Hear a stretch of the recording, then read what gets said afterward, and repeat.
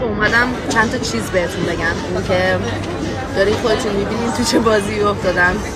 همه دارن به من بازی میدن، من میخوام همه من رو بنازن توی بازی. و اینکه من واقعا نمیدونستم باید چی بکنم، اصلا نمیدونستم کجا یا چرا دارن این آدم با من این کار میکنن. یعنی اونجا که بودم همه داشتن منو مقصر میکردن که من آدم حاشیه سازی ام، آدم فلانی ام، داستانی ام، ولی الان که دارم میبینم میگم اصلا من کاری به کسی نداشتم. یعنی واقعا مورد ظلم قرار گرفتم و ازتون خیلی ممنونم که شما اینا رو دیدین به من گفتین، ولی در ادامه بدترش هم شاید بریم.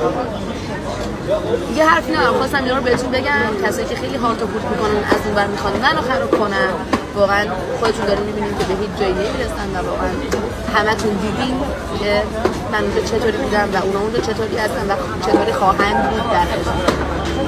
همه چیزو میدونم.